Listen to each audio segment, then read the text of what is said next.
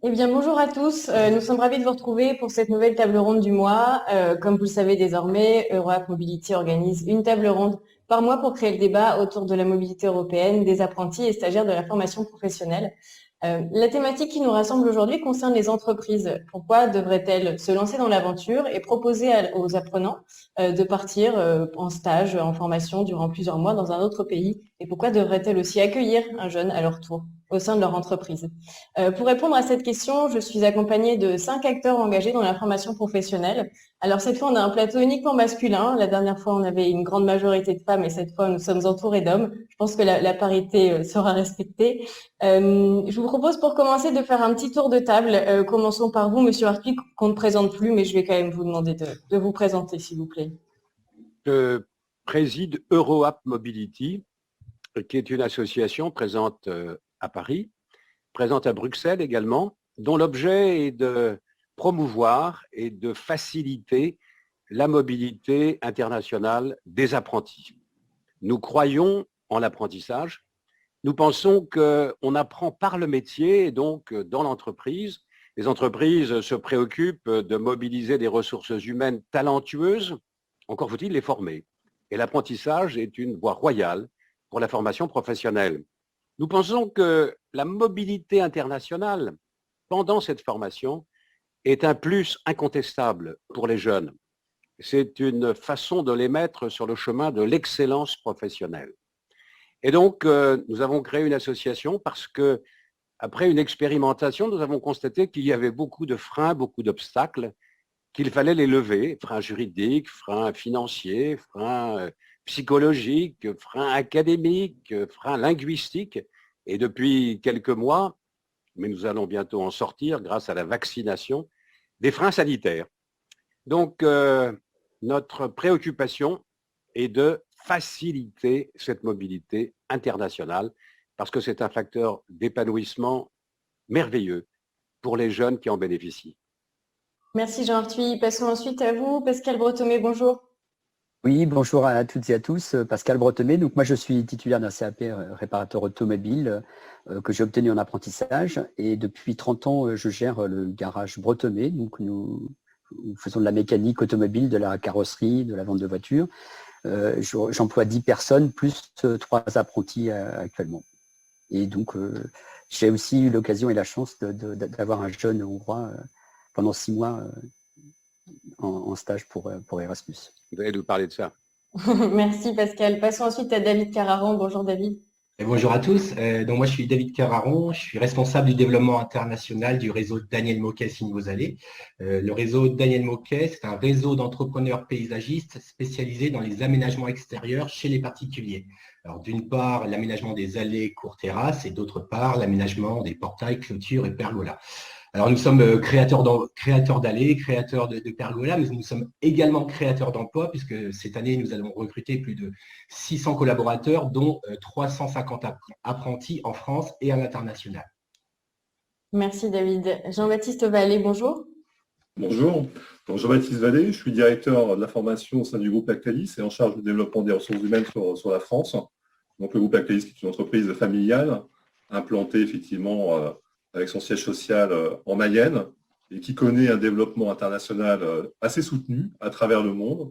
Et donc aujourd'hui, nous sommes 85 000 collaborateurs, présents dans plus de 80 pays, et avec effectivement comme pierre angulaire de la formation, l'alternance que nous avons développée de manière très intensive ces dernières années, et avec l'emploi aujourd'hui d'un peu plus de 850 alternants en France, et donc pour lesquels nous avons à cœur de pouvoir effectivement privilégier la mobilité internationale. Merci très heureux de pouvoir témoigner aujourd'hui. Merci beaucoup d'être présent. Passons ensuite à Jérémy Apple. Bonjour Jérémy. Bonjour, moi c'est Jérémy. J'habite en Alsace. Je suis un ancien apprenti chez les compagnies de bois et je suis dans le domaine du génie climatique. Merci Jérémy. Passons désormais à la première partie. Chers internautes, n'hésitez pas à poser vos questions directement sur les réseaux. Nous y répondrons à la fin de l'émission. Et n'hésitez pas à nous suivre aussi directement sur tous les réseaux. Passons donc à la première partie directement qui va nous intéresser aux bénéfices pour les entreprises. Pourquoi ces entreprises se lancent-elles dans cette aventure? Jean Arthuis, peut-être que je peux vous laisser introduire cette problématique. Moi, je m'aperçois que je l'ai esquissé tout à l'heure en me présentant. J'étais député européen et pendant les années 2016, 2017, 2018, nous avons expérimenté la mobilité longue. Nous avons vu que Erasmus, qui est un fantastique programme européen pour encourager les jeunes à aller pendant au moins 6 mois dans un autre pays de l'Union européenne et même au-delà, nous avons vu que pour les étudiants, c'est un plus extraordinaire. Les jeunes dans la mobilité sortent de leur espace de confort et lorsqu'ils rentrent, ils ont acquis une confiance en eux-mêmes, une compréhension du monde et de ses enjeux et vraiment c'est très bénéfique. Et donc nous nous demandions pourquoi les apprentis, lorsqu'ils partent, ne partent que quelques semaines avec des bourses Erasmus, mais rarement sur des durées de 3 mois et plus de 3 mois. Et donc, nous avons compris que s'agissant de l'alternance, s'agissant de stages professionnels, s'agissant d'apprentissage, ce n'est pas seulement de la formation, mais c'est aussi un contrat de travail. Et quand il y a 27 pays dans l'Union européenne, depuis la sortie de la Grande-Bretagne, il y a 27 législations différentes et que ceci peut constituer un frein. Donc, notre préoccupation en relation avec les pouvoirs publics, c'est de gommer ces freins, de les faire disparaître. Nous sommes soutenus et financés par le ministère du Travail, ici en France. Nous bénéficions aussi de l'aide que nous apportent des entreprises. Nous avons obtenu un rescrit fiscal qui fait que les donateurs ont un crédit d'impôt de 60%. Donc nous fonctionnons avec une petite équipe ici en France et à Bruxelles, auprès des pouvoirs publics. Mais ce qu'il faut aussi, c'est trouver des acteurs motivés qui ont l'ambition et le projet de mettre en œuvre la mobilité internationale. Et donc aujourd'hui, nous allons essayer d'entendre des témoignages pour mobiliser les entreprises et les convaincre du plus de la valeur ajoutée que constitue la mobilité. Pour les jeunes, c'est peut-être aussi une façon d'attirer plus de jeunes vers l'apprentissage en indiquant qu'eux aussi doivent se préparer à parler une autre langue que la langue maternelle et qu'eux aussi, comme les étudiants, ont accès aux bourses Erasmus et que l'apprentissage est une voie royale vers le monde du travail, vers l'emploi et vers la réussite professionnelle. Merci Jean-Arthuis. Depuis 2018, selon le rapport de l'agence Erasmus, le rapport 2020 qui est paru cette semaine, il y a 4400 entreprises environ qui ont été mobilisées cette année, enfin depuis 2018, qui ont été mobilisées dans l'accueil d'un stagiaire européen. Ce chiffre englobe à la fois la formation initiale et la formation professionnelle, mais tout de même, on peut se poser la question de savoir pourquoi ces entreprises participent à ce programme et quelles sont leurs motivations. Il y a 3 points qui ont été mis en avant, c'est la dynamique d'équipe, l'apport de compétences et le développement de l'activité. Donc, ce sera la base de nos échanges pour cette première partie. Peut-être que je commence à me tourner vers vous, Pascal Bretomé. Vous avez reçu un jeune Hongrois durant 6 mois au sein de votre entreprise, un Hongrois qui était accompagné par les maisons familiales rurales, qui est un réseau de CFA très engagé dans la mobilité. Est-ce que vous pouvez nous parler un petit peu de cette expérience et de ce que ça a pu vous apporter au sein de l'entreprise ?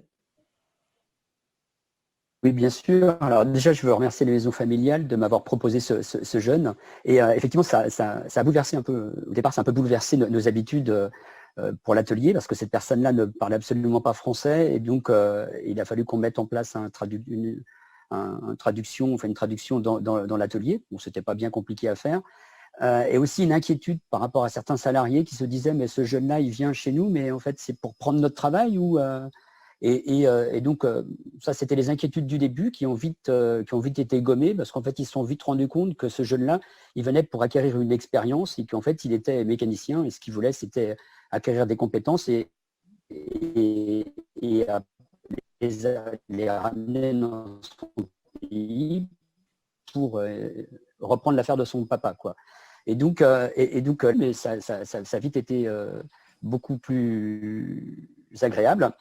Si bien que pas longtemps, enfin, les salariés se sont beaucoup occupés de lui. Et en fait, il y a eu une vraie synergie de parler anglais, de pouvoir dire aux clients, tiens, chez nous, on prend un jeune Hongrois et on va l'aider pendant 6 mois. Ils m'ont demandé de lui mettre à disposition un véhicule. Et donc, c'était vraiment du plus très intéressant et ça a vraiment permis de valoriser, je trouve, l'équipe et de ressouder l'équipe entre elles par rapport à ça. C'est important ce que vous dites là, parce que pour vos collaborateurs, ça a été une aventure humaine extraordinaire. Ah, complètement. Complètement. Avec des inquiétudes au départ et ensuite, ils en parlaient à tout le monde, ils en étaient fiers. Et maintenant, il n'y a plus aucun problème pour reprendre quelqu'un un jeune Hongrois ou autre, il sera accueilli chez nous avec plaisir. Et donc, mais malgré ça, effectivement, il y a des freins, comme vous disiez tout à l'heure. On est une petite structure et il faut qu'on puisse l'accompagner, pas que dans l'atelier, pas que pendant le travail. Il faut aussi l'accompagner à côté de ça. Et donc là, les maisons familiales nous ont beaucoup, beaucoup aidés parce qu'il y a le temps du travail, mais il y a aussi le temps le soir, l'hébergement et tout ça. Et ça reste compliqué. Mais oui. Et la langue que vous avez trouvée, c'était l'anglais, en fait. Oui, c'était l'anglais. Bah oui. Bah oui. Maintenant, dans nos ateliers, il faut aussi que dans les centres de formation, dans les maisons familiales, il y ait des cours en anglais. Complètement. Et pour que ces jeunes qui viennent d'autres pays puissent suivre les cours, comme à l'université. Et nos jeunes aussi. Bien sûr. En tout cas, justement, tout le monde s'y est mis, en fait. Enfin, tous les salariés se sont mis un peu à l'anglais, et avec un anglais un peu qui était pas très sûr, mais c'était marrant et sympa. Et après, on parle le même langage, hein. On fait le même métier. Donc, une distribution, c'est une distribution. Une pompe à eau, c'est une pompe à eau. Donc, ça se passe bien. À partir du moment où ils ont le même centre d'intérêt, c'est parti. Et là où j'étais vraiment content, c'est qu'au bout de 15 jours, justement, ils me disent il faut absolument qu'on fasse en sorte, qu'il faut qu'il ait une voiture, il faut qu'il puisse visiter la Vendée. Et donc là, c'est eux qui me demandaient des choses et c'était plus moi qui leur disais est-ce que vous voulez bien accompagner ce jeune? C'était plutôt eux qui étaient demandeurs pour l'accompagner, pour l'aider. Une véritable dynamique d'équipe. Oui. Je vous ai entendu un jour relater votre expérience et vous aviez dit que vous n'aviez pas osé en parler à vos collaborateurs avant que le jeune Hongrois fût arrivé chez vous. Ah oui, non, sinon ça aurait été un non catégorique, ils n'auraient pas accepté. On est dans notre confort, et voilà, on se dit on va accueillir quelqu'un, il va nous prendre du temps. C'est comme accueillir un apprenti. Hein. On peut pas dire un apprenti de chez nous, on peut pas obliger un salarié à former un apprenti. Pour moi, c'est notre devoir de former des apprentis, mais on ne peut pas obliger un salarié à le former. Là, je leur ai un peu forcé la main, mais bon, je savais bien que le résultat, je connaissais mes équipes quand même. Vous avez osé, c'est un très bel investissement. Merci, c'est un investissement d'avenir. Mais c'était une très belle expérience et j'espère pouvoir le refaire. Bravo. Je me tourne désormais vers vous, Jean-Baptiste Vallée. Donc, c'est vrai que depuis la loi pour la liberté de choisir son avenir professionnel, les entreprises peuvent désormais ouvrir leur CFA. C'est le choix qu'a fait Lactalis. Vous pratiquez aussi également la mobilité pour vos salariés. Et donc, vous avez prévu pour la première promotion du CFA qui sera en septembre 2021, de leur proposer aussi la mobilité européenne donc pour ces apprentis. Est-ce que vous pouvez nous expliquer un peu pourquoi vous avez déjà fait ce choix? Alors, le choix du CFA est un choix effectivement lié au besoin d'assurer la pérennisation de notre savoir-faire. Donc voilà, le fait d'être leader mondial de la transformation laitière et fromagère entraîne aussi un certain nombre de responsabilités, dont celle effectivement de pouvoir garantir la préservation de ce savoir-faire et sa diffusion. Ce groupe, comme je vous l'ai évoqué en introduction dans ma présentation, est un groupe qui vit une croissance externe extrêmement soutenue. Et donc, ça entraîne pour conséquence le besoin, pour une entreprise comme la nôtre, d'assurer la diffusion de ces savoir-faire dans l'ensemble des pays où nous sommes implantés. Et donc, nous nous sommes emparés de ce sujet il y a déjà quelques années. Et donc, en développant déjà, depuis cette période, des mobilités de jeunes que l'on va recruter dans divers pays et que l'on forme en France pendant une période de 2 ans ou 3 ans pour ensuite leur permettre effectivement de retourner dans leur pays d'origine et d'assurer la diffusion et la pérennisation de ces savoir-faire localement. Et donc c'est extrêmement important pour nous dans la mesure où la croissance externe, elle a aussi besoin d'être soutenue par des collaborateurs compétents, formés et avec le désir de vivre cette mobilité internationale.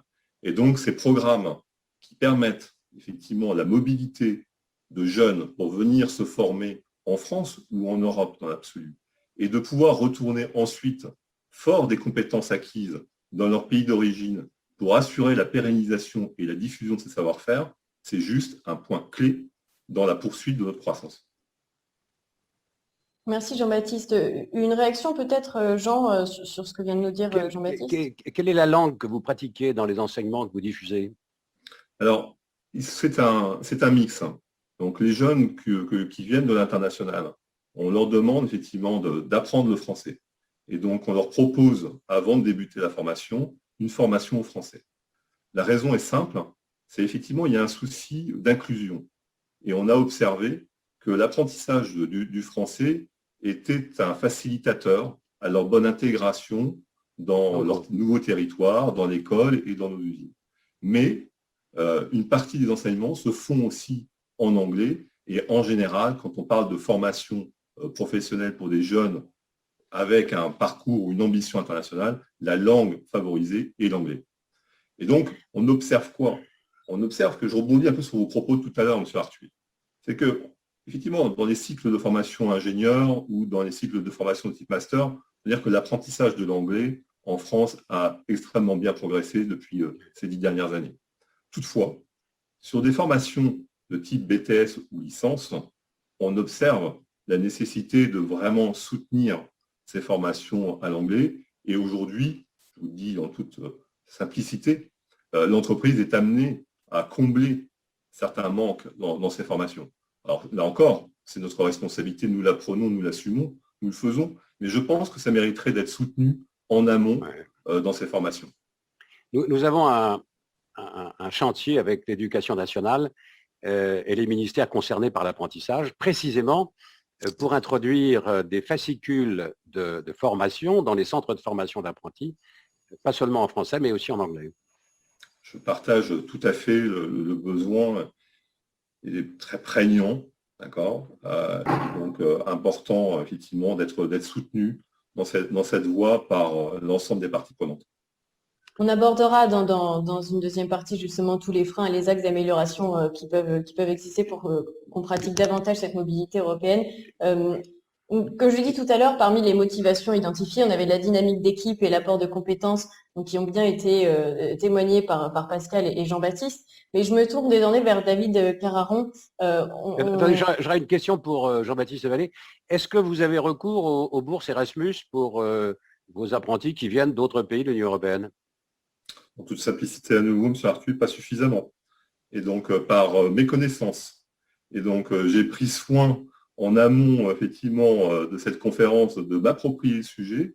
Et je pense que ça pourrait avoir demain beaucoup de sens dans le cadre de l'ouverture de notre CFA, effectivement, de nous approprier ce dispositif.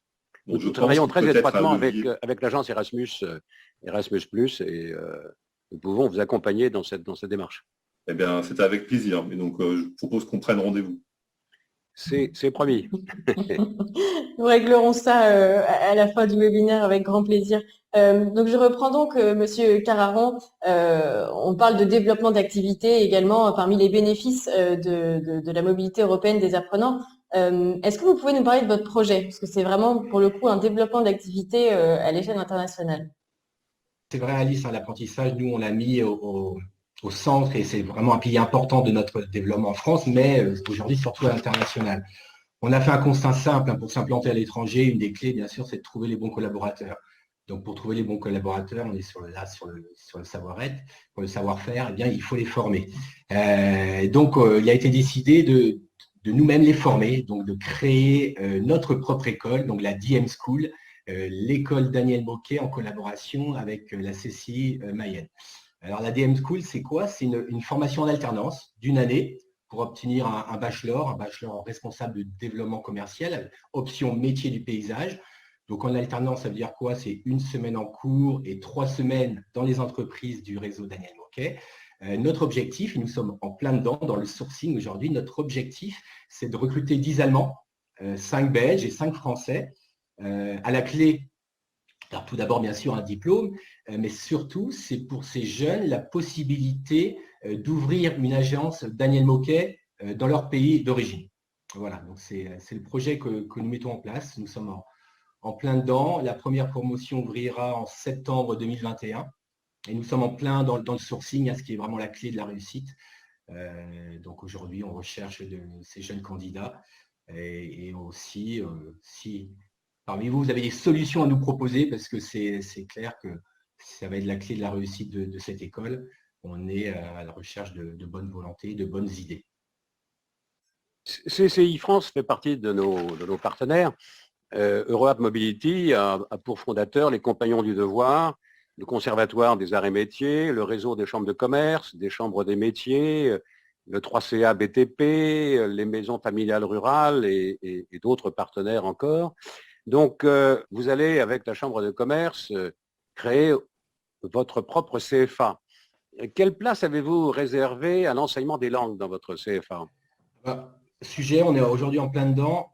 On prévoit d'avoir 2 semaines de formation de FLE, ce qu'on appelle français, langues étrangères, de français renforcé, avant de débuter les cours en septembre. Donc l'idée, c'est d'avoir au moins ces 2 semaines et voir peut-être aussi des cours de français pendant la formation bachelor.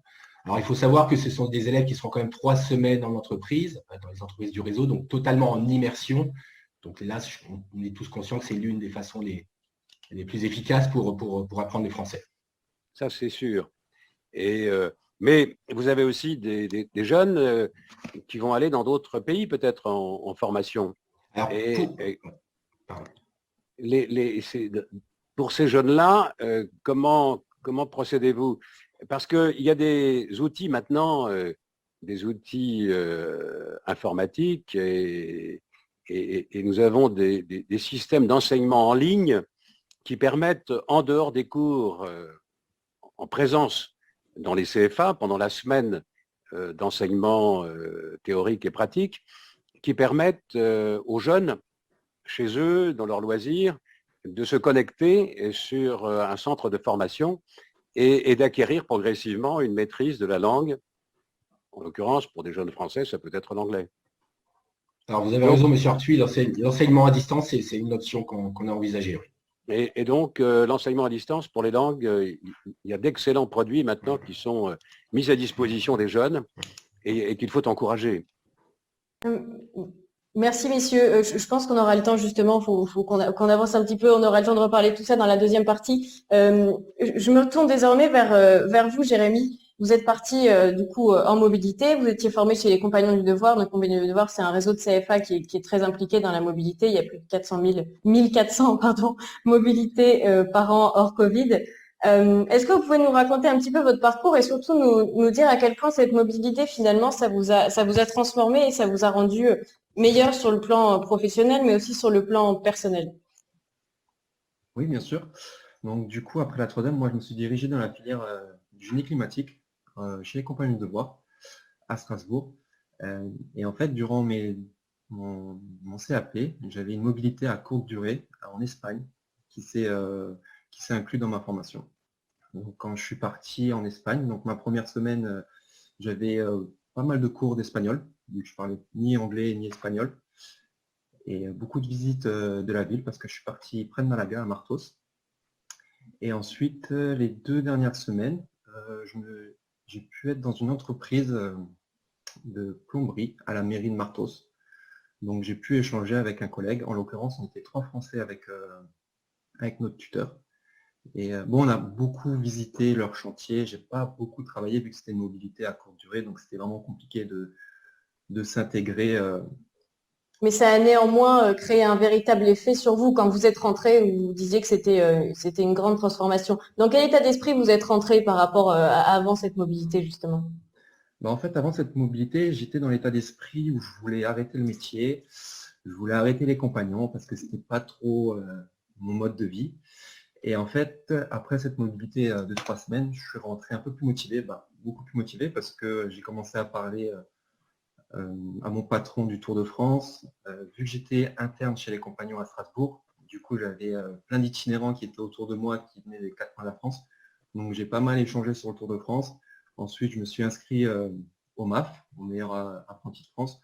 Donc en fait, j'étais un peu plus motivé, je me suis impliqué au sein de l'entreprise. J'ai pris un peu plus de responsabilité, d'autonomie. Mes collègues ont été vachement là pour m'accompagner jusqu'à mon diplôme. Et donc, à l'époque, votre patron, votre employeur avait vu qu'il y avait une différence notable. Il y a eu vraiment un déclic, en fait, finalement, après cette mobilité uniquement de quelques semaines en plus. Donc, c'était vraiment très court. Ah oui, totalement, hein. Ça m'a complètement changé. Bon, j'ai eu, en fait, c'est pas que ça m'a complètement changé, mais j'ai eu ce déclic du changement, en fait. Donc, effectivement, je suis rentré de ma mobilité, j'étais différent. Même le patron, mon tuteur, ils ont remarqué un changement net, en fait. Vous vous sentiez plus autonome, vous compreniez mieux le monde dans lequel nous sommes, vous aviez eu là un élargissement de votre horizon, en quelque sorte. C'est ça, enfin, franchement, il faut dire ce qui est à 16 ans. Donc, à ce moment-là, j'avais 16 ans, c'est compliqué comment dirais-je, de s'imposer dans un monde, en l'occurrence, du bâtiment. Donc, j'étais encore encore un ado. Donc, c'est vrai qu'après cette mobilité, ça m'a un peu plus... j'ai eu un peu confiance en moi et c'était complètement différent. Et aujourd'hui, vous le ressentez aussi dans parce qu'aujourd'hui vous êtes plombier en Alsace, vous le ressentez donc actuellement, et vous disiez aussi que finalement vos perspectives professionnelles ont changé. Comment vous voyez votre avenir aujourd'hui, Jérémy? C'est vrai que ça a pas mal changé. Moi, j'en reviens, c'est le fait d'avoir pas mal bougé aussi. Donc, la mobilité a fait en sorte où je suis, enfin, ce que je suis actuellement. Donc, effectivement, plus tard, je me verrai bien avec une ambition d'être à mon compte. Donc, Quelque chose que vous n'aviez pas du tout envisagé Non, du il y a tout. quelques années, finalement. Du tout. Je pense j'ai pu envisager ça après l'Australie. Où, quand je suis revenu d'Australie, ben là, je me suis dit, waouh, en fait, on est capable de faire de grandes choses. Parce que Avec pour expliquer à nos internautes, Jérémy a fait son tour de France, du coup chez les compagnons, et dans ce cycle de Tour de France, il a passé un an en Australie. Donc il a eu d'abord une mobilité courte et ensuite une mobilité plus longue en Australie. Et c'est justement à l'issue de ces voyages qu'il a été transformé. Jean, je vous ai coupé, vous vouliez intervenir. Non, j'observe que le Tour de France passe par l'Australie. Et je voulais savoir combien de temps vous êtes resté là-bas. Et là, vous avez acquis une parfaite maîtrise de l'anglais. Parfaite maîtrise, je ne dirais pas, mais j'ai une maîtrise en anglais. Une aisance. Voilà. Ben, faut savoir, quand je suis parti là-bas, je parlais pas du tout anglais. L'Australie, pareil, c'était sur un coup de tête, parce que sur ton Tour de France, on t'impose pas, mais on te propose de faire une année à l'étranger. Donc moi, j'ai décidé de faire ça pour l'avant-dernière année. Donc l'Australie, pourquoi l'Australie? Parce que je me suis dit, autant partir à l'autre bout du monde.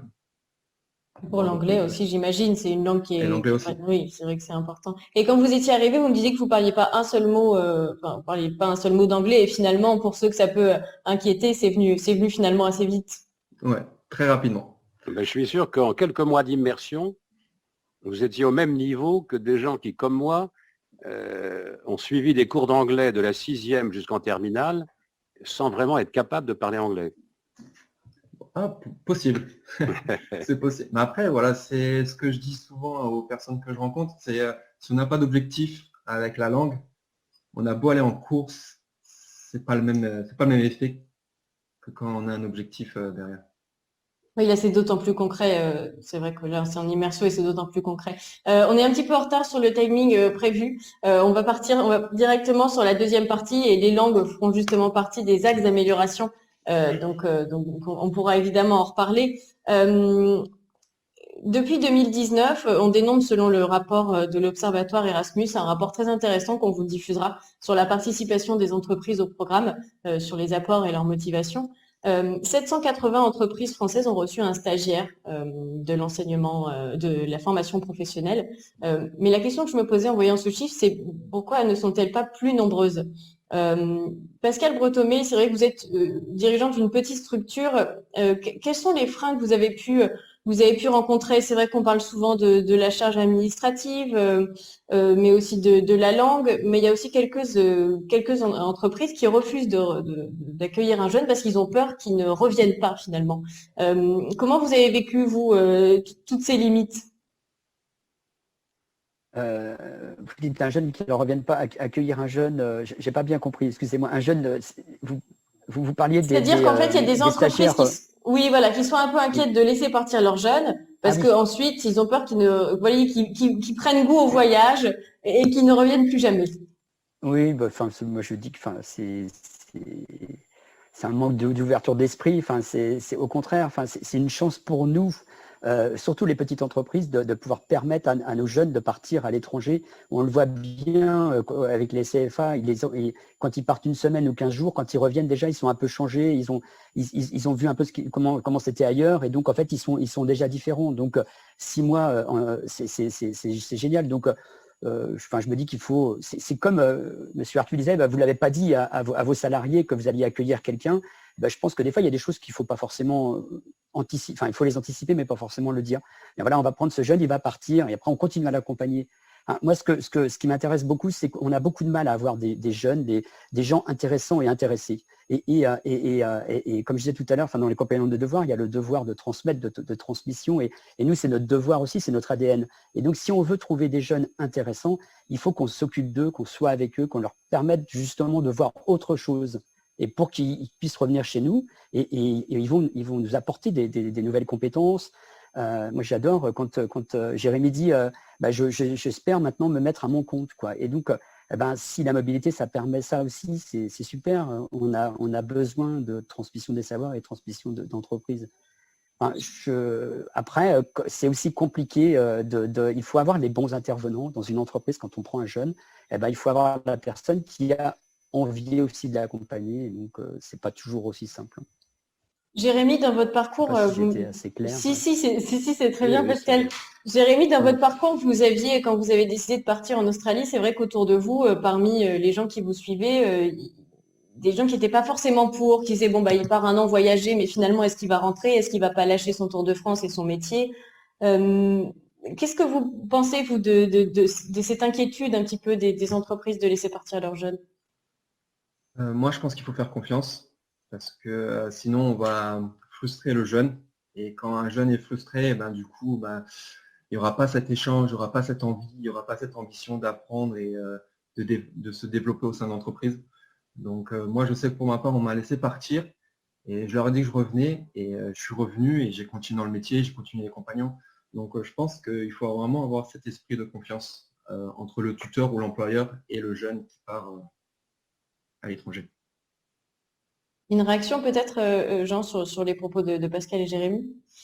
Je pense que, et là j'interroge Pascal, le dire au moment où on signe le contrat d'apprentissage, est-ce que ce n'est pas une façon aussi d'attirer des jeunes qui hésitaient par rapport à la voie de l'apprentissage et leur dire que devenant apprenti, ce sera aussi l'occasion d'un parcours international? Est-ce que ça ne peut pas être une façon d'attirer plus de jeunes vers l'apprentissage?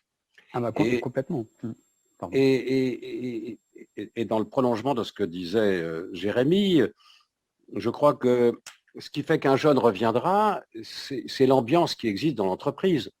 Et c'est les perspectives que peut avoir ce jeune pour sa vie professionnelle, son évolution. Et donc, tout dépend du climat de l'entreprise et de sa gouvernance, de l'ambiance qu'on y fait régner et du fait que les collaborateurs sentent qu'il y a un projet, qu'il y a une perspective, qu'ils vont pouvoir s'épanouir dans l'entreprise. Et ce que disait Jérémy est très important, c'est établir la confiance. Je suis complètement d'accord avec vous et en fait, on n'a pas ce genre d'habitude encore, nous, les petites entreprises. On n'avait pas la réflexion des plus grosses entreprises quand ils prennent un apprenti. On prend un apprenti pour quoi faire? Est-ce qu'on prend un apprenti pour lui apprendre le métier ou est-ce qu'on prend un apprenti parce qu'en fait, on a envie de lui apprendre le métier et après, on a envie aussi qu'il reprenne notre métier ou qu'il soit avec nous dans nos équipes ou ailleurs. Bien sûr. Et là, maintenant, ça y est, on commence à l'avoir et en fait, on a souvent été très frustrés. Moi, quand je dis j'ai un CAP de carrossier, j'avais un CAP de carrossier, voilà, j'ai pas fait d'études, quoi. Mais si, j'ai fait des études, j'ai fait des études de carrossier. Et là, grâce à ça, ça nous permet quand même justement, vous avez raison, on doit le dire, on doit dire, tu vas venir chez moi, tu vas être un étudiant du bâtiment ou de l'automobile, et tu auras la possibilité d'aller à l'étranger. Donc ça va le valoriser, oui. Valoriser les parents, changer les idées préconçues sur l'apprentissage. Et là aussi, on doit continuer. Alors, ce que dit Jérémy, c'est totalement vrai. La confiance oh, il va partir à l'étranger, il va aller se promener. C'est ridicule. C'est pas ça du tout. Et donc, il faut qu'on ait un vrai dialogue, nous, les petites entreprises, avec nos apprentis, y compris quand il est à l'étranger. Surtout que maintenant, on a des outils qui sont absolument géniaux parce qu'on peut faire des visios. Et ce que je voulais juste dire aussi par rapport, nous, on n'a pas la chance de pouvoir créer des CFA dans nos entreprises, nous les petites entreprises. Et donc, on a aussi, je l'ai dit un peu tout à l'heure, on a besoin des CFA aussi pour nous aider à accompagner ces jeunes. Et parce que c'est bien de dire, tu vas partir à l'étranger, mais il faut que ce soit organisé. Et c'est là que vous devez vous impliquer dans le fonctionnement du CFA, que le CFA mette dans ses priorités pédagogiques l'ouverture internationale précisément. Mais est-ce que vous avez l'occasion de parler à vos collègues, Monsieur Bretomé, pour leur dire ce que vous vivez? Parce que le vrai sujet aussi, c'est de faire partager ses convictions et sa vision. Et ce que vous dites là, j'espère que vous avez beaucoup de collègues qui vous écoutent en ce moment. Parce oui, que bien sûr, bien sûr que j'ai l'occasion d'en parler. Et ce que vous faites, c'est intéressant justement, parce que et il faut qu'on en parle plus, mais on a besoin des OPCO, on a besoin de tout l'environnement. Le travail qui a été fait avec Erasmus, que vous avez fait pour changer les contrats d'apprentissage, c'était primordial. Avant, on pouvait prendre un apprenti, l'apprenti, il était dans un établissement.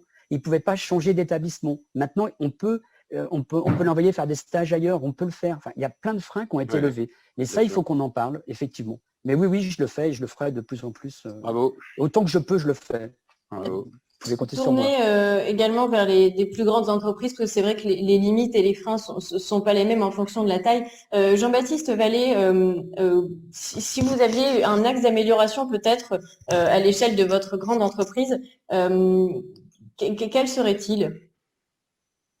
Comme je l'évoquais en introduction tout à l'heure, effectivement, la formation de nos jeunes pour effectivement créer le socle de leur évolution au sein de l'entreprise, effectivement, est ancré vraiment dans l'ADN de ce groupe depuis très longtemps. Aujourd'hui, c'est 5,9% de nos effectifs en France qui sont en alternance. C'est 897 jeunes qui sont en cours de formation aujourd'hui chez Lactalis. Vous imaginez donc que la charge administrative est quand même relativement importante pour nous. C'est l'équivalent d'une personne et demie à temps plein sur ce sujet de la gestion administrative de ces contrats. Alors, moi, je questionne. Je suis à la fois conscient que, effectivement, ça entraîne des enjeux financiers, parce que derrière, il y a un certain nombre de financements qui s'opèrent. Donc, ça nécessite d'être mis sous contrôle. Mais je questionne la possibilité d'aller vers un contrat unique qui cesserait de distinguer la formation en apprentissage et contrat en apprentissage et contrat de professionnalisation pour tendre vers effectivement un seul et même contrat qui soit ouvert et qui permette aux entreprises effectivement de diminuer cette complexité administrative. Ça, c'est un premier point. Le deuxième point réside ici aussi effectivement dans le fait que c'est très bien, on a développé la possibilité de mobilité de ces jeunes apprentis en Europe. Et donc là, un grand merci pour ce qui a été fait. Mais je souhaite questionner aussi, parce qu'on recrute chaque année 12 compagnons du devoir pour les métiers de la maintenance. Comme je vous le disais tout à l'heure, en 4e année, on leur propose de partir à l'international. Mais dans un groupe comme le nôtre, qui est implanté à travers le monde, je veux dire que notre souhait de favoriser la mobilité de ces jeunes ne se cantonne pas à l'Europe. Et donc, on est aussi très intéressé pour permettre à ces jeunes compagnons et à d'autres de partir, quid de l'Australie, quid du Canada, des États-Unis, de l'Amérique latine, etc., etc. Et donc, pour nous permettre de faire ça, on est obligé de passer sous un 3e type de contrat, qui va être le VIE, par exemple, qu'on utilise assez régulièrement. Et donc, en plus du contrat d'apprentissage, en plus du contrat de professionnalisation pour gérer la mobilité internationale, on va chercher un 3e type de contrat avec toute l'expertise que ça nécessite pour effectivement bien encadrer, bien sécuriser ce jeune dans le cadre de sa mobilité. Et ça, je pense qu'on est bien parti, il y a des vraies avancées qui sont en train de s'opérer. Je pense qu'il ne faut vraiment pas s'arrêter et qu'il faut poursuivre cette réflexion et cette simplification pour aider les entreprises, qu'elles soient petites ou grandes, à s'approprier plus facilement ces ces contrats et les possibilités qui nous sont offertes. C'est vrai que sur ce sujet, Jean-Baptiste Vallée, on a plutôt une bonne nouvelle pour vous, c'est qu'Erasmus+, désormais pour son programme 2021-2027, s'implante également et s'ouvre à l'international en dehors de l'échelle européenne. Et nul doute que ces charges administratives seront d'autant plus allégées. Sur ce point, il y a également, Europe travaille également pour alléger toutes ces charges. Jean Arthuis, peut-être que vous pouvez me dire un mot sur l'harmonisation et les mises en veille du contrat? Je crois qu'il y a deux types d'harmonisation. D'abord, au plan national, nous avons des efforts à faire, M. Vallée vient de le souligner, pour rapprocher tous ces contrats, parce que finalement, ils couvrent des réalités qui sont identiques. Donc, sortons de cette suradministration qui multiplie les surcontrôles et qui participe à une sorte de climat de méfiance, parce que est-ce qu'on est dans les règles ou pas? Vraiment, on s'est encombré de complexité administrative qui sont un gâchis d'intelligence et de temps. Donc, essayons d'abord de mettre de l'ordre chez nous. Et sur le plan européen, il faudrait progressivement tendre vers une sorte de contrat d'apprentissage et de stagiaire de la formation professionnelle qui soit européen. Parce qu'il faut aussi que quand vous accueillez un jeune qui vient d'un autre pays, pendant les 6 mois où il sera chez vous, pendant sa formation, on puisse lui donner un statut équivalent à l'apprentissage, mais pour 6 mois seulement. Donc, ceci est en cours de préparation. Nous y travaillons avec les pouvoirs publics et nous essayons de faire en sorte que la même démarche soit conduite dans l'ensemble des pays de l'Union européenne. D'abord ceux dont les législations sont plutôt convergentes, ils sont une dizaine par rapport aux 27, et que progressivement le mouvement s'étende. Et que peut-être nous ayons le plus tôt possible un espace européen de la formation professionnelle et de l'apprentissage, comme il existe un espace européen de l'enseignement supérieur. Merci Jean. Bravo et merci pour ça, M. Arthuis, parce que c'est extrêmement... Mais ce n'est pas encore fait et il faudra beaucoup d'opiniâtreté pour qu'on fasse bouger les lignes dans des pays qui, quelquefois, sont suradministrés et inutilement suradministrés. Tout à fait. Je note que EAM est à l'initiative d'un travail visant à fusionner les documents des conventions de mise à disposition et de mise en veille et le kit mobilité.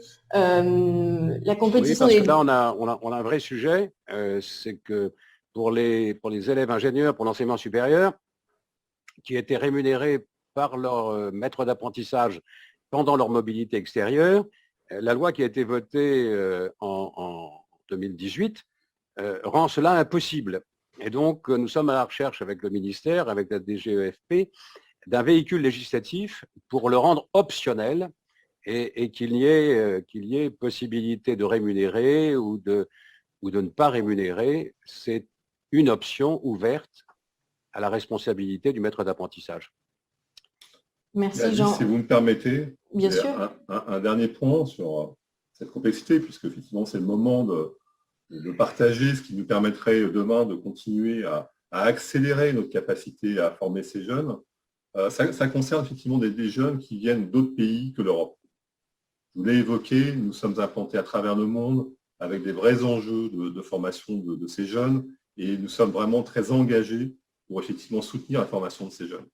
Aujourd'hui, la législation ne nous permet pas, lorsque l'on accueille un jeune qui arrive d'un pays en dehors de l'Europe, de l'embaucher dès sa première année en contrat d'apprentissage. Donc ça, pour nous, c'est effectivement une complexité supplémentaire. Nous trouvons des moyens de contournement. Eh bien, nous devons y travailler. Voilà. Notez 5 sur 5. Merci beaucoup. David Cararon, peut-être, on n'est pas très en avance, mais un petit commentaire sur les remarques de Jean-Baptiste Vallée. Nous, c'est vrai que notre problématique n'est pas que nos apprentis repartent ensuite, puisque nous, ce qu'on cherche justement, c'est à faire venir des apprentis étrangers pendant 1 an, et ensuite qu'ils repartent dans leur pays d'origine, là où on va monter une entreprise avec eux. Nous, notre problématique se situe vraiment sur le sourcing, c'est comment et où trouver ces jeunes. Et les difficultés sont multiples. C'est lié aussi à l'équivalence des diplômes, on le voit avec l'Allemagne notamment, puisque l'apprentissage débute très très jeune. Donc ça, c'est vraiment une problématique, comment les trouver. La langue, bien sûr, on a parlé précédemment, c'est vraiment un frein. Alors, je crois que c'est Jérémy qui en parlait. C'est vrai que nous, on recherche aussi des jeunes qui ont cette volonté d'apprendre le français. Alors, s'ils ne connaissent pas la langue, mais c'est vrai qu'ils ont une appétence pour le français. Et donc, ça aussi, c'est important dans le cadre de notre recrutement d'avoir des jeunes avec cet objectif-là. Mais nous, notre problématique, encore une fois, elle se situe dans le sourcing. Et aussi, je remarque une chose, c'est vrai qu'il y a une multitude de programmes aujourd'hui qui existent. Et on n'a pas trouvé, nous, ce qu'on appelle en Grande-Bretagne un one-stop service, une entité, alors peut-être c'est justement l'objet peut-être d'Europe Mobility qui nous aiderait à regrouper tous les programmes qui peuvent exister, parce que c'est vrai, notre DM School, c'est un peu un ovni quand on discute avec des partenaires, des futurs partenaires, des associations. C'est vrai que c'est un peu un ovni, donc on a du mal aujourd'hui à se faire assister dans nos démarches, même si voilà, on a la CCI qui nous accompagne. Votre OVNI aura le statut de CFA ou pas?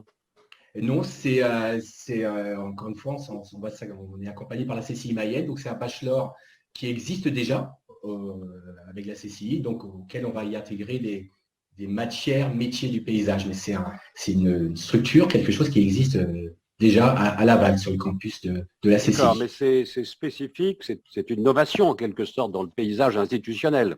C'est ça, c'est une innovation. On est bien sur une innovation, oui, tout à fait. D'accord. Ouais. Bien, il faut encourager l'innovation, mais peut-être qu'il faudrait voir comment on pourrait décliner le statut de CFA pour des structures comme la vôtre. Ceci faciliterait les choses, à mon avis, au plan juridique. Parce que les contrats ne sont pas des contrats d'apprentissage. Non, ce seront des contrats classiques, ouais, contrats en entreprise. Ouais. Ah oui, donc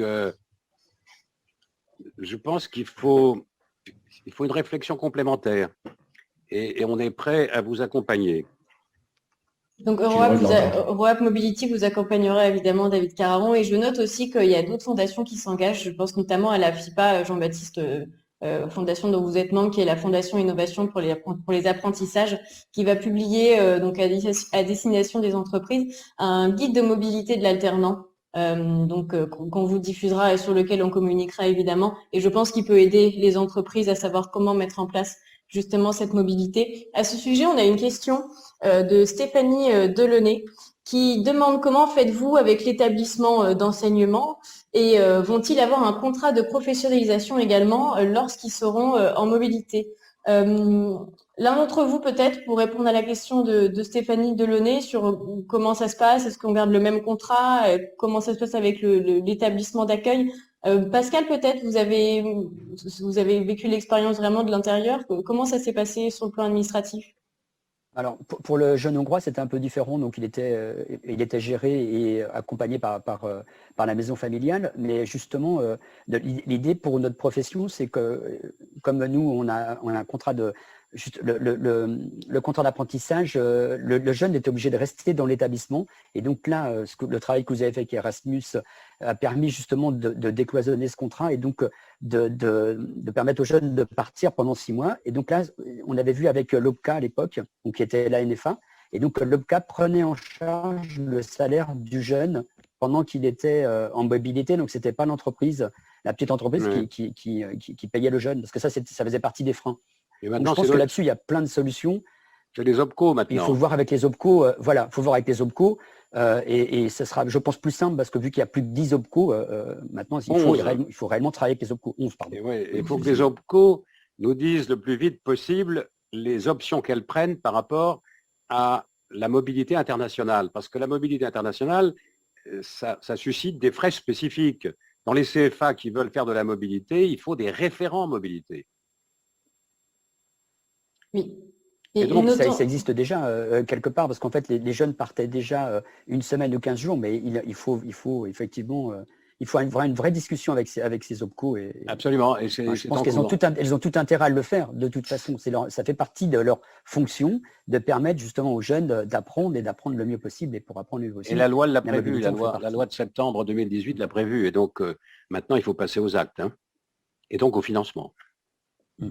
Tout à fait. Notons également que pour ce qui est de la mise en relation entre les entreprises, s'il y a par exemple des employeurs ou des entreprises qui nous écoutent et qui seraient intéressés pour justement pratiquer cette mobilité, mais qui ne savent pas véritablement vers qui se tourner, sachez que vous pouvez nous contacter directement et on vous mettra en relation. Mais il y a aussi, d'ici la rentrée de septembre, Europe Mobility a prévu de mettre en place une plateforme de mise en relation des acteurs, c'est-à-dire que les entreprises, les CFA européens et aussi les jeunes pourront s'inscrire sur cette plateforme, à la fois pour créer des jumelages, parce que c'est vrai que ça vient aussi beaucoup des jumelages, et à long terme de pouvoir déposer des offres et des demandes de mobilité. Je suis un jeune, je souhaite partir en mobilité, je regarde les offres d'une entreprise en Finlande, en Italie, en Espagne. C'est une réelle demande des acteurs et à partir de septembre, on sera ravis de pouvoir vous mettre cet outil à disposition à l'échelle européenne. Je crois qu'on peut clôturer le webinaire du jour. On a un petit peu dépassé le temps. Jean, vraiment très rapidement, en quelques mots, si vous pouviez conclure pour remercier nos grands témoins d'aujourd'hui, dont les propos sont extrêmement convaincants. Ils confirment que l'apprentissage est sans doute l'une des voies royales vers le monde du travail et vers l'épanouissement personnel et professionnel, que l'ouverture internationale est une plus-value incontestable qui porte la formation professionnelle vers l'excellence. Le problème que nous avons ici en France, c'est qu'on porte un regard un peu distant par rapport aux voies de l'apprentissage et de la formation professionnelle, contrairement à d'autres pays en Europe. Donc, l'un des grands sujets, c'est aussi de changer le regard de la société française sur l'apprentissage. Et il me semble que l'ouverture internationale, et vos témoignages, messieurs, sont extrêmement convaincants, l'ouverture internationale peut peut-être orienter un plus grand nombre de jeunes vers les voies de la formation professionnelle et de l'apprentissage. Merci de vos témoignages. Et merci. Alice. Et qu'on me pardonne si probablement j'ai été un facteur de trouble et de retard dans l'avancée de ce webinaire. Je vous pardonne, je vous pardonne. Merci à tous d'avoir été présents aujourd'hui pour ce webinaire. Vous retrouverez, excusez-moi, le replay dès lundi, donc sur tous nos réseaux sociaux. N'hésitez pas à nous suivre aussi si vous voulez en apprendre davantage sur nos prochains webinaires, mais aussi sur toute notre actualité. Vous pouvez vous abonner à notre newsletter également via notre site. Merci à tous et je vous souhaite une excellente journée et à très bientôt. Au revoir. Merci à tous. Merci, au revoir. Au revoir.